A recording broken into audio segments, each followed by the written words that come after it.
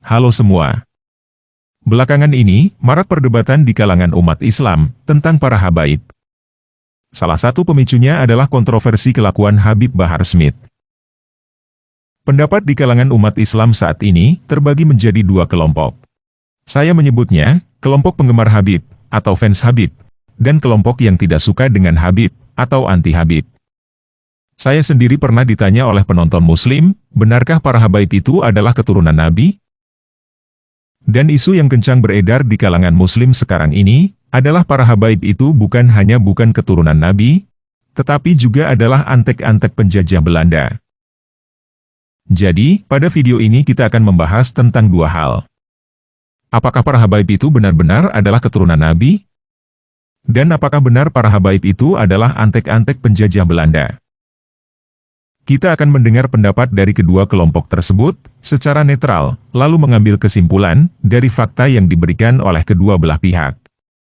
Jadi simak video ini sampai selesai, supaya tidak gagal paham ya. Oke, kita mulai aja.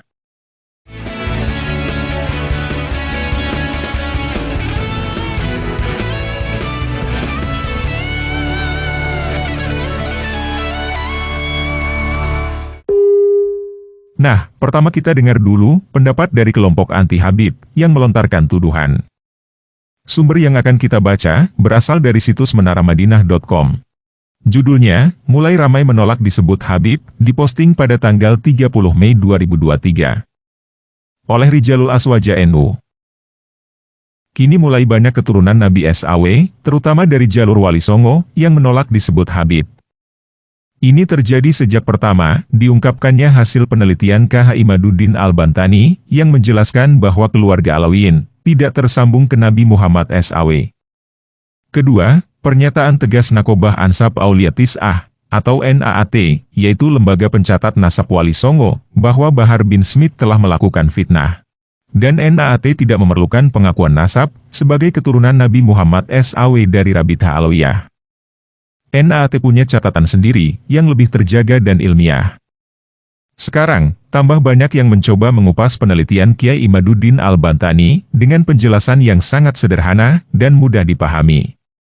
Dalam penelitian Kiai Imaduddin Al-Bantani, disebutkan bahwa silsilah yang diproduksi Rabithah Alawiyah, berbeda dibandingkan dengan kitab-kitab silsilah lama, yang ada sejak abad 5 Hijriah. Dalam silsilah Rabithah Alawiyah, terjadi penambahan orang yang diklaim sebagai keturunan Nabi SAW, padahal dulu tidak pernah ada. Namanya adalah Ubaidillah. Nama ini seolah-olah dicantolkan belakangan, pada sekitar tahun 1800-an. Nama ini tidak dikenal dalam kitab-kitab silsilah lama. Dari Ubaidillah inilah turun generasi keluarga Alawiyah yang ada di Indonesia sekarang ini. Artinya, jika Ubaidillah adalah nama yang dicantolkan belakangan, tiba-tiba dan tidak diketahui anak dari siapa, seluruh Habib yang ada di Indonesia ini, terputus darahnya dari Nabi SAW. Mereka bukanlah keturunan Nabi Muhammad SAW. Di samping itu, tidak ada catatan mereka di Yaman, negara asal mereka. Rabithah Alawiyah itu hanya ada di Indonesia, dan berdiri pada 1928. Di Yaman tidak ada. Hal ini menimbulkan keraguan, karena jika benar tersambung ke Nabi Muhammad SAW, harus ada catatannya dari lembaga di Yaman atau di Irak, karena Yaman itu berasal dari Irak. Hal yang lebih mengagetkan lagi, adalah adanya tuduhan, bahwa keluarga Bani Alawiyin ini, adalah antek-antek dan boneka penjajah Belanda, dalam menghancurkan perjuangan umat Islam di Indonesia. Catatan ini dibongkar, dengan dikaitkan pada pencantolan nama Ubaidillah, yang terjadi sekitar 1800-an. Sejarah mencatat, bahwa kedatangan Belanda dengan perusahaan VOC, terjadi mulai 1602 Masehi. Sejak saat itu, terjadi perlawanan pada Belanda, terutama dari kalangan umat Islam. Untuk meredam perlawanan umat Islam, atas saran Snow Khurgronje, diangkatlah imigran dari Yaman, yang bernama Habib Utsman bin Yahya, dengan gaji 1.000 gulden per bulan oleh Belanda, untuk menjadi mufti agung Batavia. Habib Utsman membuat kitab, dan berfatwa, haram memberontak pada penjajah Belanda. Bahkan, Habib ini di Masjid Pekajon, mendoakan Ratu Belanda Wilhelmina, ketika ulang tahun pada 2 September 1898 Masehi. Hal ini pun sama dengan catatan cendekiawan Muslim, Azyumardi Asra, bahwa Habib Utsman yang berasal dari Yaman, Hadramaut, adalah kontroversial, dan bekerja sama dengan penjajah Belanda, dengan mengkritik jihad petani Banten, pada 1888. Inilah data yang tersebar pada berbagai medsos, dan melahirkan banyak kecaman, bahwa keluarga Alawiyin ini adalah antek penjajah Belanda. Coba lihat angka tahunnya. Sekitar 1800-an bukan? Sama dengan perkiraan tahun pencantolan Ubaidillah, di silsilah keturunan Nabi SAW bukan? Kembali ke soal penolakan NAAT, untuk konfirmasi terhadap Rabithah Alawiyah. NAAT tidak memerlukan pengakuan Rabithah Alawiyah, karena keturunan Wali Songo bukan dari keluarga Alawiyin. Mereka punya keluarga sendiri, yang dicatat oleh banyak lembaga keluarga masing-masing. Malah NAAT itu punya catatan yang lebih lengkap, ketat, karena harus ada catatan dari negara asal mereka, sebagai keturunan Nabi SAW. Misalnya, Maroko, Irak, Iran, Mesir, dan lain sebagainya. Kalaupun catatan itu tidak ada, mereka tidak takut untuk tes DNA. Dengan demikian, kita bisa paham, mengapa sekarang mulai banyak yang menolak disebut Habib. Itu karena data silsilahnya diragukan, dan tidak jelas sumbernya, serta sebutan Habib itu hanya klaim dari keluarga Alawiyin. Mereka yang bukan dari Ba'alawi, lebih suka dipanggil Said, Saidah, Syarif, Syarifah. Bahkan ada juga yang hanya senang dipanggil Ustadz, karena merasa lebih dekat dengan masyarakat dan murid-muridnya. Rabithah Alawiyah harus menjelaskan ini semua, dengan riset atau penelitian modern, sebagaimana yang dilakukan Kiai Imaduddin Al-Bantani, agar semuanya clear. Kalau bisa, lebih hebat dibandingkan Kiai Imaduddin Al-Bantani. Misalnya, datanya bersumber dari kitab silsilah, yang ditulis pada tahun, ketika orang-orang yang ada dalam kitab itu masih hidup. Itu jauh lebih akurat. Paling tidak, kitab yang ditulis, tidak jauh jaraknya, dari waktu hidup orang-orang yang dicatat dalam kitab itu.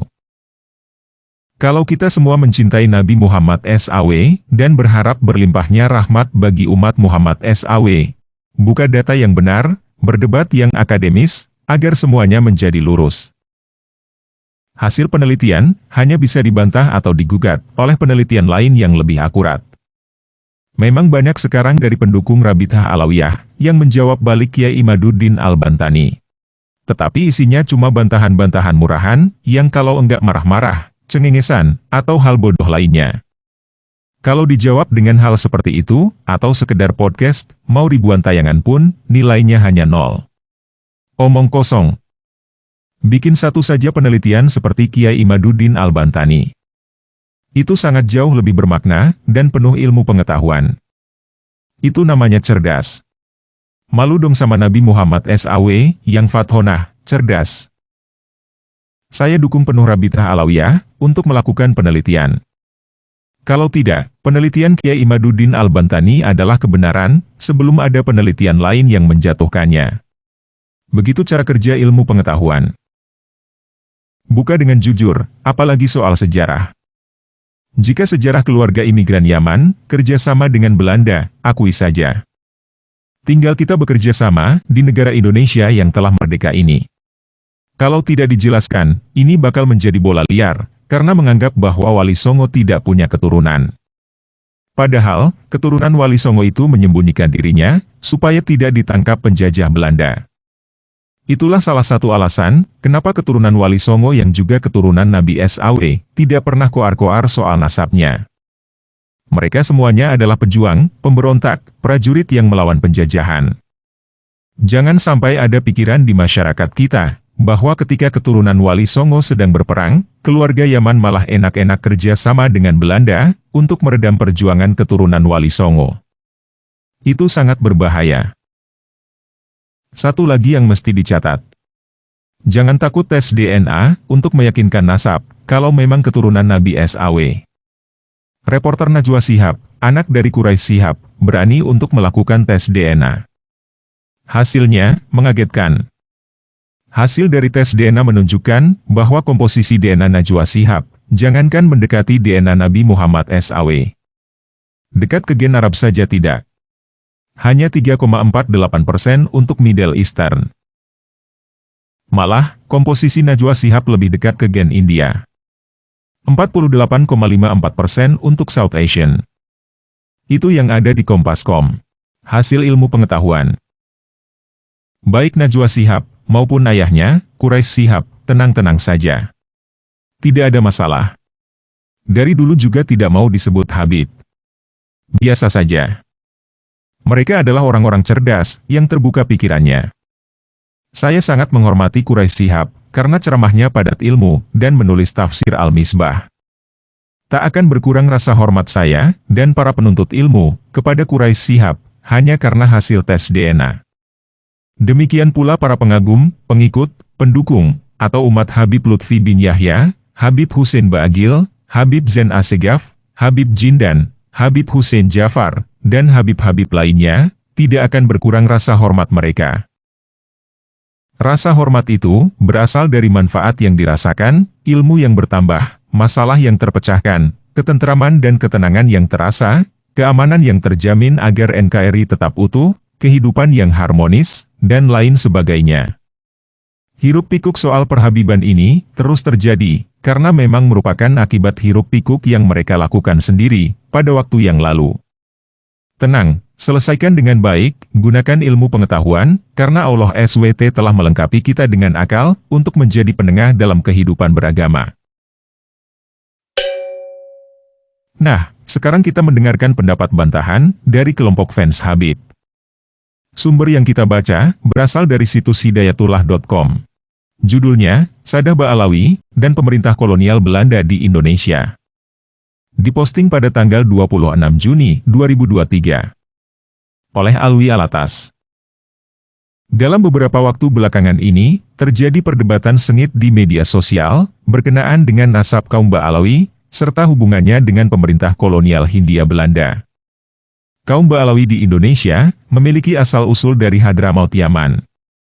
Di masa lalu, mereka biasa disebut dengan gelar Said, plural Sadah, dan sekarang ini populer dengan sebutan Habib, plural Habaib. Mereka yang belakangan ini mengkritik kaum Ba'alawi, menyatakan bahwa Ba'alawi bukanlah keturunan Nabi Muhammad SAW, sebagaimana yang selama ini dikenal oleh banyak orang. Selain itu, sebagian mereka juga menuduh, kalangan Ba'alawi serta organisasi Rabithah Alawiyah yang menaunginya, sebagai bentukan dan pelayan kepentingan pemerintah kolonial Hindia Belanda. Tulisan ini tidak akan membahas tentang nasab Ba'alawi yang sudah banyak diperbincangkan di media sosial.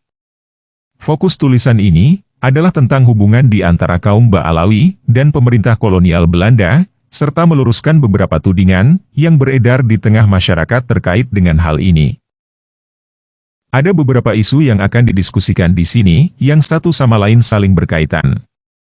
Pertama, adalah pernyataan yang menyebutkan bahwa kaum Ba'alawi atau Habaib hadir di Indonesia karena didatangkan oleh pemerintah kolonial. Kedua, adalah tuduhan bahwa status Habaib sebagai keturunan Nabi merupakan arahan dari pemerintah kolonial Belanda, antara lain lewat peranan L.W.C. van den Berg dan Snoek Hoergronje. Ketiga, adalah tuduhan bahwa para Habaib merupakan pendukung pemerintah kolonial Belanda, dan mereka berperan dalam melanggengkan penjajahan. Contoh utamanya adalah Said Utsman bin Yahya, Mufti Batavia. Isu-isu di atas akan dibahas satu demi satu di bawah ini. Ada yang mengatakan bahwa kaum Ba'alawi telah didatangkan oleh pemerintah kolonial ke Hindia Belanda, melalui pasar-pasar tenaga kerja, bahkan dikatakan pasar budak. Tetapi, sama sekali tidak dijelaskan mereka dipekerjakan di mana dan di bidang apa. Apakah mereka dipekerjakan di perkebunan, pertambangan, atau selain dari itu? Sejauh yang penulis ketahui, anggapan di atas tidaklah benar. Yang lebih tepat adalah, kaum Ba'alawi dan orang-orang Arab Hadrami lainnya, datang ke Hindia Belanda, atas keinginan dan cara mereka sendiri. Banyak dari mereka, yang tertarik dengan peluang ekonomi yang ada di Hindia Belanda, dan mereka biasanya berprofesi sebagai pedagang. Raffles 1965-75, menyebutkan di dalam History of Java, bahwa banyak dari orang Arab yang ada di Hindia Belanda, berprofesi sebagai pedagang, lebih banyak lagi yang berperan sebagai ulama. Snoek Hoergronje 1994-9-1814, di dalam sebagian nasihatnya kepada pemerintah kolonial Belanda, memberi saran, agar kedatangan imigran baru dari Hadramaut disekat oleh pemerintah. Ini mengindikasikan bahwa orang-orang Hadrami itu datang sendiri, dan kehadiran mereka dilihat sebagai masalah oleh sebagian orang Belanda. Dokumen-dokumen di Arsip Nasional Republik Indonesia, Andri di Jakarta, yang mencatat kedatangan imigran Hadrami ke Hindia Belanda, juga umumnya mencatat profesi mereka sebagai pedagang. Tuduhan bahwa status Habaib atau Ba'alawi sebagai keturunan Nabi merupakan arahan atau rekayasa pemerintah kolonial Belanda, maka ini merupakan pandangan yang kontradiktif. Nasab Habaib, atau dalam hal ini nasab Ubaidillah bin Ahmad bin Isa, sebagai keturunan Nabi, setidaknya sudah muncul dan disebut di beberapa kitab pada abad ke-9 atau 10 Hijriah, 15 atau 16 Masehi, sebagaimana yang dinyatakan oleh KH Imaduddin Utsman Al-Bantani, 2023-24, yang mengkritik nasab Habaib. Artinya, sebelum kemunculan Snouk di penghujung abad ke-19, kalangan Ba'alawi sudah dikenal sebagai keturunan Nabi. Selain itu, mustahil pemerintah kolonial Belanda dapat merekayasa nasab Habaib, tanpa menimbulkan protes suku-suku Hadrami lainnya, yang tidak ikut dijadikan sebagai keturunan Nabi, yaitu kalangan Syaikh, plural Masyaikh. Jika status Ba'alawi sebagai keturunan Nabi baru dimunculkan oleh Belanda pada era itu, tentu hal itu akan diketahui dan diperdebatkan sejak awal oleh masyarakat Hadrami pada ketika itu. Tetapi hal ini sama sekali tidak kita dengar. Sebenarnya, pada tahun 1867, ini sebelum L.W.C. van den Berg memulai karirnya di Hindia Belanda, dan ketika itu usia Snouk Hurgronje baru 10 tahun, orang-orang Hadrami sudah hadir di Hindia Belanda. Begitu pula, istilah Sajid Said dan Sheikh Syaikh sudah digunakan dan muncul di koran Belanda. Esse Tutoriale Verkoop van Onroeren Goed, 1867-7. Istilah Sayyid merupakan gelar yang pada masa itu biasa digunakan oleh keluarga-keluarga Hadrami yang menghubungkan nasab mereka dengan Nabi Muhammad SAW, dan istilah Syaikh digunakan oleh keluarga-keluarga Hadrami lainnya. Selain itu, jika ada akademisi yang melakukan penelitian di Arsip Nasional RI di Jakarta, untuk periode awal abad ke-20, maka ia akan dengan mudah menemukan nama-nama Ba'alawi pada entry Sayyid, dan nama-nama Hadrami lainnya pada entry Syaikh di dalam. Misalnya, Gulungan Klaper Bogor. Artinya, hal itu merupakan status sosial yang sudah dikenal luas di tengah masyarakat Hadrami pada masa itu, dan pemerintah kolonial hanya mencatatnya saja. Memang, pada pertengahan tahun 1910-an dan dekade-dekade berikutnya, terjadi konflik dan perpecahan serius di antara kaum Ba'alawi dan Masyaikh, yang mana kedua belah pihak kini sudah kembali berhubungan baik. Tidak dapat dipungkiri bahwa konflik yang terjadi ketika itu memiliki akar permasalahan yang sama dengan konflik yang terjadi belakangan ini, yaitu berkenaan dengan stratifikasi sosial dan ketidaksetaraan status sosial keagamaan. Terlepas dari itu, pada dekade-dekade 1910-an hingga 1930-an, tidak berkembang tuduhan terhadap Sadah Ba'alawi bahwa mereka adalah agen pemerintah kolonial Belanda. Sebenarnya, ketika kaum Ba'alawi berusaha untuk mendesak pemerintah Hindia Belanda agar memberikan dukungan bagi mereka dalam isu tertentu, mereka tidak berhasil melakukannya. Pemerintah kolonial Hindia Belanda memutuskan untuk bersikap netral. Poin yang baru saja dipaparkan di atas sedikit menjawab persoalan ketiga, yaitu apakah Sadah Ba'alawi merupakan pendukung pemerintah kolonial yang kemudian berperan dalam melanggengkan penjajahan. Di bawah ini akan dijelaskan lebih jauh tentang masalah ini. Berkenaan dengan Sayyid Utsman bin Yahya, Mufti Batavia, memang sikap beliau yang memilih untuk bekerja sama dengan pemerintah Hindia Belanda merupakan sesuatu yang kontroversial. Walaupun di sisi lain, Sayyid Utsman juga memiliki jasa dalam penyebaran ilmu agama Islam lewat buku-buku dan murid-muridnya. Sikap Sayyid Utsman yang bersahabat dengan pemerintah kolonial sebenarnya tidak mewakili pandangan seluruh kaum Ba'alawi pada masa itu. Sayyid Utsman telah mendapat kritik keras dari kalangan Ba'alawi sendiri, khususnya mereka yang menjadi pendukung pan-Islamisme.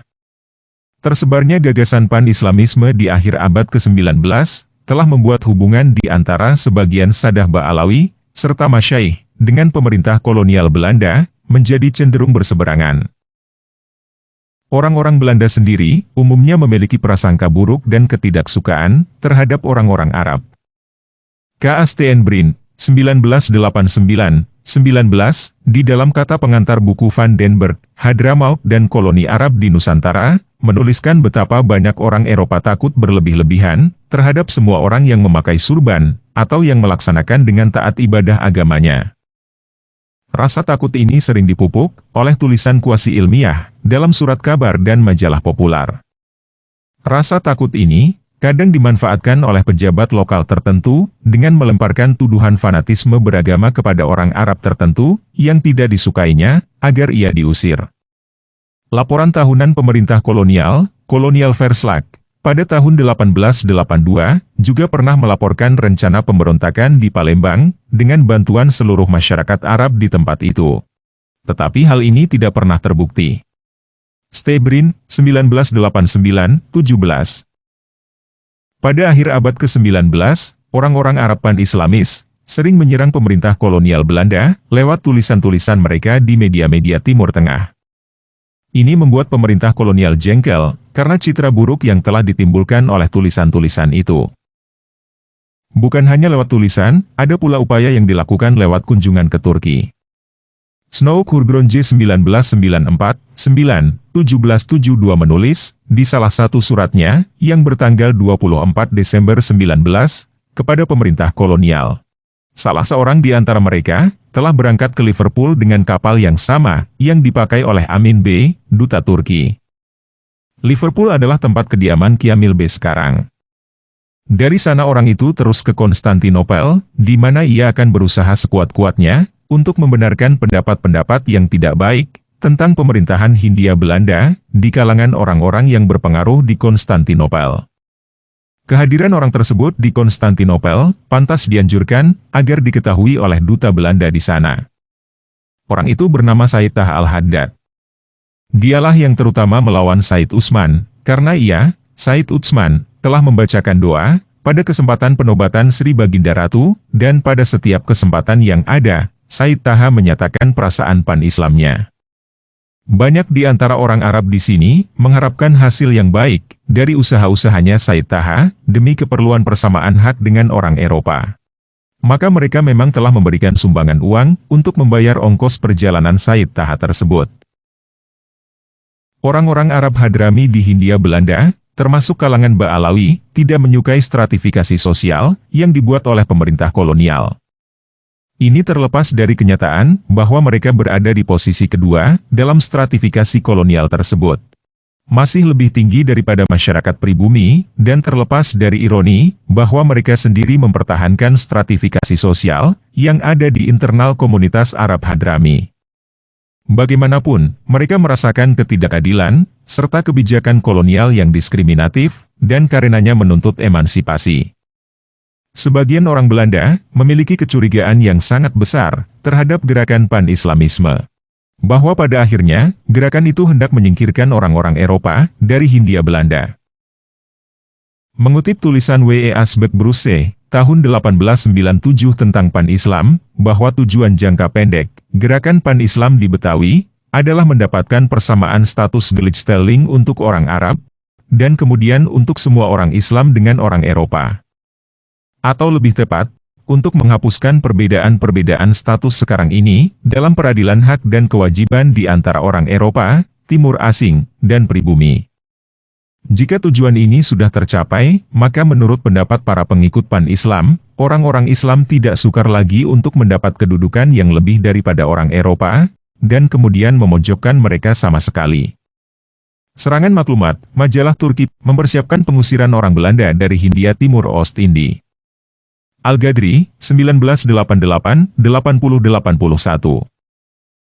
Pada tahun 1910-an, banyak kalangan Ba'alawi yang ikut berperan dalam perjuangan Sarekat Islam, yang pada dekade itu tumbuh dengan sangat pesat, dan mengkhawatirkan pemerintah kolonial.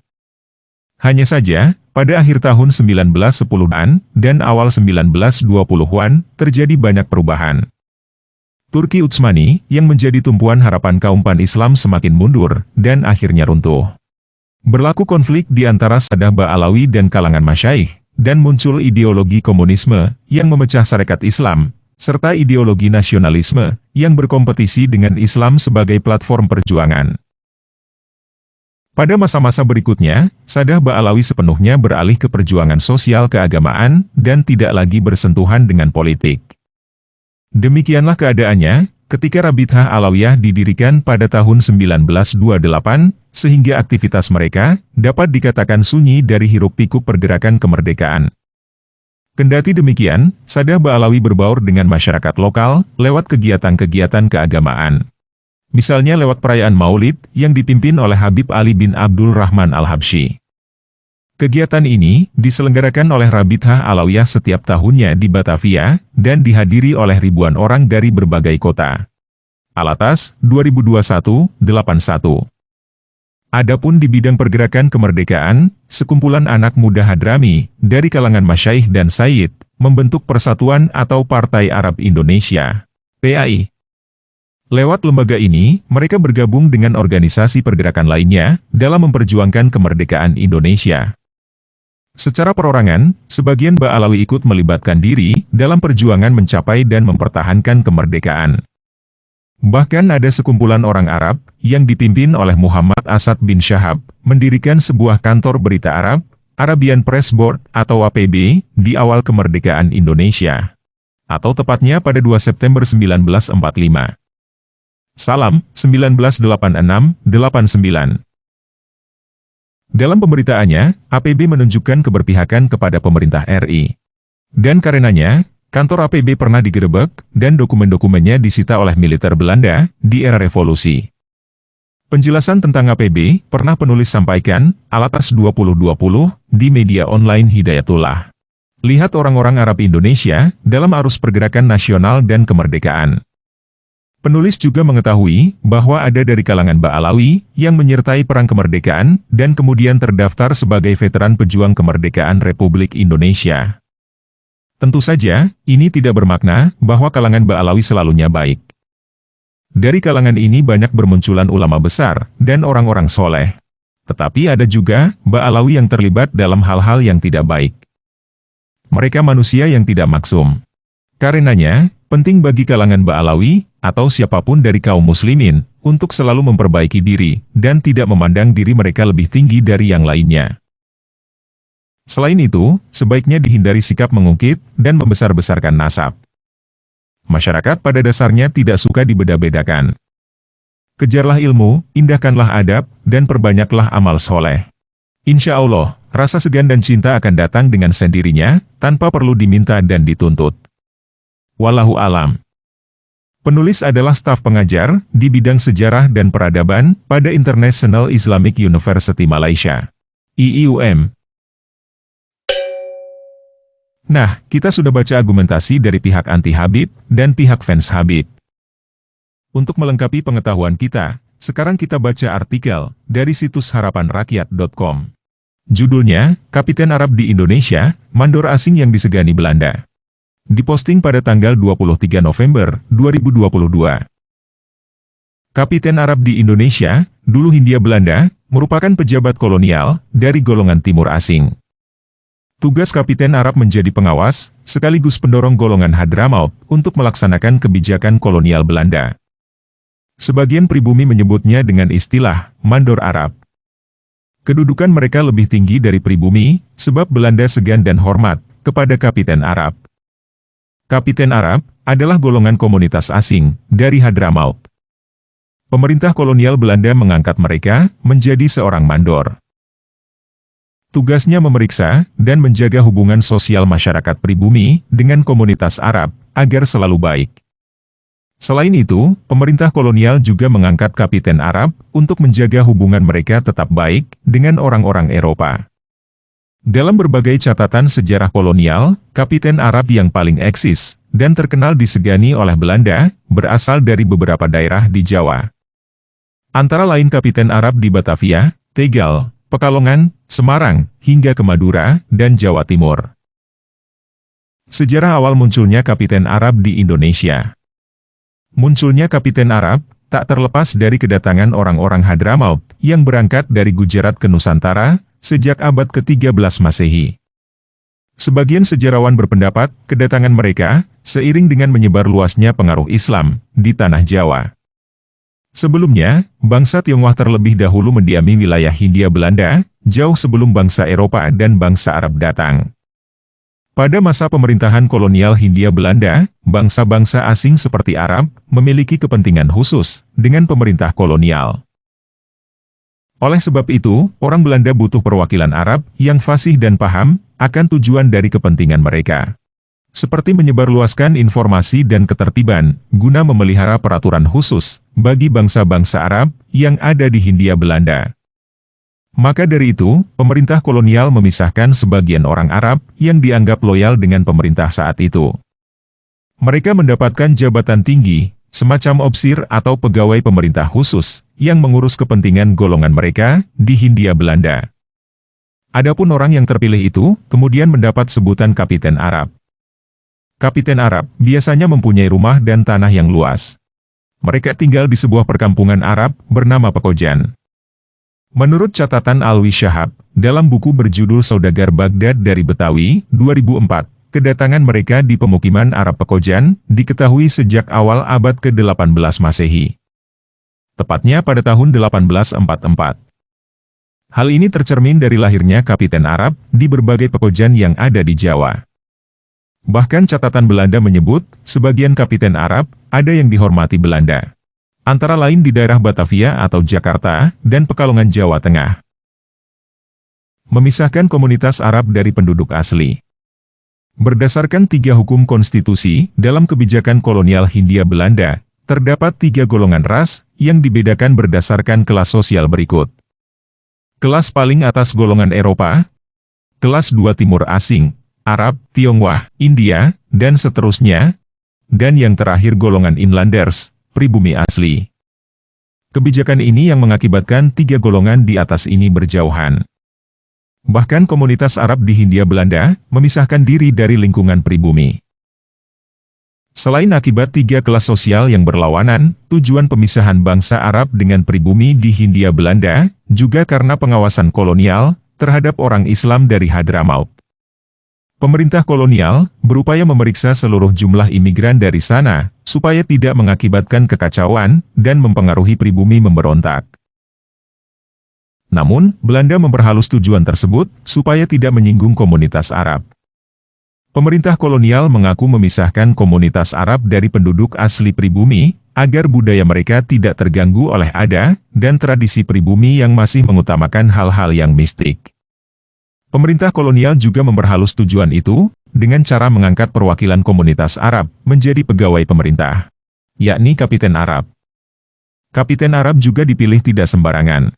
Pemerintah kolonial cerdas memilih calon Kapiten Arab, dengan cara merekrut orang Arab, yang bukan dari golongan Sayyid, atau keturunan Nabi Muhammad SAW. Menurut Belanda, apabila Kapiten Arab diangkat dari golongan Sayyid, maka mereka akan mudah mengorganisir massa, agar melawan ketidakadilan yang mengakibatkan kekacauan dalam struktur birokrasi kolonial. Orang Belanda kerap menghormati mereka karena takut golongan Arab mendominasi golongan Eropa. Eksistensi Kapiten Arab di berbagai daerah Indonesia. Masih menurut Alwi Shahab, eksistensi Kapiten Arab di Indonesia dapat kita temukan di beberapa daerah di Pulau Jawa. Kapiten Arab di Indonesia saat itu tersebar di Batavia, Tegal, Pekalongan, Semarang, Surabaya, Gresik, Surakarta, Pasuruan, Bangil, Sumeneb, Lumajang, Besuki, dan Banyuwangi. Pemerintah kolonial Belanda menghormati hampir seluruh kapiten Arab yang ada di daerah tersebut. Mereka seperti raja di tanah orang asing. Sebab kasta orang Arab juga lebih tinggi daripada pribumi. Eksistensi kejayaan Kapiten Arab meningkat tatkala Belanda berhasil memerintah negeri jajahan selama 350 tahun. Namun seiring dengan berkembangnya zaman dan menjelang Perang Dunia Kedua, 1942–1945, eksistensi Kapiten Arab di berbagai daerah itu pun melemah. Selain karena Hindia Belanda mengalami kebangkrutan, melemahnya profesi sebagai Kapiten Arab juga terjadi akibat generasi mereka sudah banyak yang tercampur. Salah satunya generasi Arab yang berstatus peranakan atau mualat. Kedudukan mereka kurang diterima sebagai pemimpin. Sementara golongan Arab yang asli, hampir hilang, dan tidak ada sama sekali. Oleh sebab itu, hingga hari ini, golongan Arab yang dahulu pernah berjaya, menjabat sebagai kapiten Arab, sudah hilang, dan menjadi golongan Arab campuran, yaitu Ulaiti. Nah, kita sudah membaca informasi dari sumber ketiga. Sebelum saya masuk kepada kesimpulan, saya ingin mengajak kita semua untuk tidak menelan mentah-mentah semua informasi yang barusan kita baca. Karena ketiganya mempunyai bias masing-masing dan bisa salah. Contohnya, dari artikel Harapan Rakyat, dikatakan bahwa Belanda tidak memilih orang Arab yang keturunan Muhammad. Ini tidak benar. Kalau kita cari informasi lain lebih mendalam, misalnya dari Wikipedia, kita bisa menemukan bahwa ada orang-orang yang dianggap keturunan Muhammad menjadi kapitan Arab. Contohnya Said Hasan bin Idrus al-Habsyi, atau lebih dikenal sebagai Habib Ujung Murung, di Banjarmasin sekitar tahun 1899. Di Banyuwangi ada Habib As-Segaf, yang tercatat menjabat sebagai kapitan Arab. Di Pasuruan ada seorang Said bernama Alim Al-Qadri, di Makassar ada Said Mustafa Rumi, di Palembang ada Said Ahmad Al-Munawar. Jadi ada banyak Said atau Habib yang diangkat menjadi kapitan Arab oleh Belanda. Kita tidak tahu kenapa Harapan Rakyat berkata bahwa Belanda tidak mengangkat Said atau orang yang dianggap keturunan Nabi. Mungkin penulis Harapan Rakyat kurang informasi, atau mungkin juga sengaja menutupi. Kita tidak tahu. Tetapi yang kita tahu adalah hal itu tidak benar. Oleh sebab itu, kita perlu mendengar informasi dari berbagai pihak. Tetapi kita perlu waspada. Tidak menelan mentah-mentah semua informasi yang kita terima, dan juga tidak membuang informasi keliru begitu saja. Dari artikel Harapan Rakyat, kita bisa mengerti apa itu kapitan Arab. Nah, karena kita sudah banyak membaca, saya tidak akan memberikan lebih banyak argumentasi lagi. Saya langsung pada kesimpulan, untuk menjawab dua pertanyaan kita di awal. Yang pertama, apakah Habib benar-benar adalah keturunan Nabi? Jawabannya adalah tidak. Habib, Said, atau gelar apapun yang katanya keturunan Nabi, adalah klaim. Atau kata yang lebih halus adalah teori, yang tidak bisa dibuktikan kebenarannya. Bahkan bukti-bukti yang ada, menunjukkan bahwa klaim atau teori itu salah. Wajar bila ada sebagian orang yang bersikukuh mempertahankan klaim Habib adalah keturunan Nabi. Mungkin mereka mendapatkan manfaat, seperti Habib Bahar Smith yang dicium kakinya karena dia dianggap keturunan Nabi. Bahar Smith pasti mempertahankan diri sebagai keturunan Nabi, karena dia tetap ingin mendapatkan manfaat itu. Kita tidak tahu apa motivasi orang lain yang mempertahankan argumentasi bahwa Habib adalah keturunan Nabi. Mungkin saja mereka mendapatkan manfaat dari hal itu, atau cuma sekedar mempertahankan keyakinan. Tidak bisa menerima bahwa apa yang dia yakini selama ini salah. Tetapi kalau kita mau jujur, bisa menerima segala kenyataan pahit yang ada, berdasarkan bukti-bukti yang ada, Habib bukan keturunan Nabi.